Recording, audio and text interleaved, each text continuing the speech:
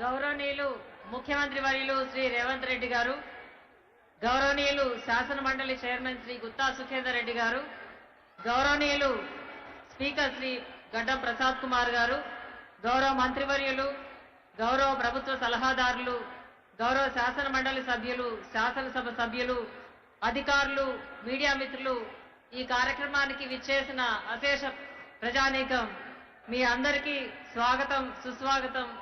ఉగాది పండుగ శుభాకాంక్షలు. దేశంలోనే మరెక్కడా లేని ఒక గొప్ప సంక్షేమ పథకం ప్రారంభానికి ఈరోజు ఉగాది పండుగ రోజున హుజూర్ నగర్ వేదిక కావడం ఎంతో సంతోషకరం.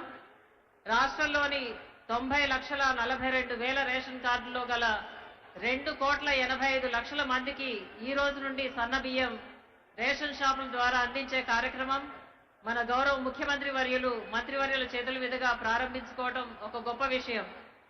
కొత్తగా రేషన్ కార్డులు ఇవ్వాలనే ప్రభుత్వ నిర్ణయానికి అనుగుణంగా కార్డుల కోసం వచ్చిన దరఖాస్తులు పరిశీలనలో ఉన్నాయి.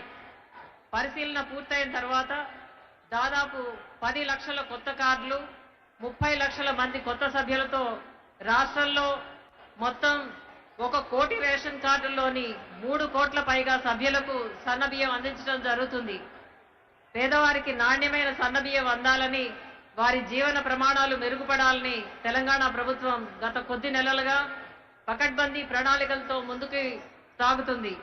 అందులో భాగంగా రాష్ట్రంలో సన్న రకం వరి సాగు ప్రోత్సహించడానికి ప్రభుత్వం సన్న వడ్లకు క్వింటాలకు 500 రూపాయల బోనస్ అందించింది. ఖరీఫ్ సీజన్లో సన్న రకం వడ్లను కొనుగోలు చేయడానికి ప్రత్యేక కేంద్రాలు ఏర్పాటు చేసి 4,41,000 రైతుల నుండి 24 లక్షల మెట్రిక్ టన్నుల సన్న రకాన్ని సేకరించి బోనస్ రూపంలో దాదాపు 1,200 కోట్ల రూపాయలు రైతుల బ్యాంకు ఖాతాల్లో నేరుగా వేయడం జరిగింది.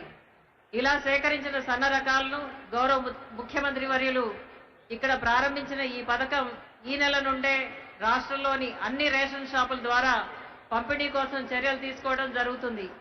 3 కోట్లకు పైగా లబ్ధిదారులకు సన్నబియ్యం అందించడానికి రాష్ట్ర ప్రభుత్వంపై దాదాపు 2,858 కోట్ల అదనపు భారం పడుతుంది.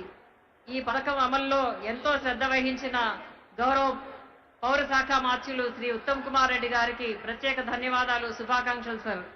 ఈ సన్న బియ్యం పంపిణీ వల్ల రేషన్ షాపుల్లో ఇచ్చే సబ్సిడీ బియ్యం పక్కదారి పట్టడం ఆగిపోయి కార్డుదారులు నాణ్యమైన బియ్యాన్ని వాడటం ద్వారా అదనంగా అయ్యే ఖర్చు వారికి ఆదా అవుతుంది.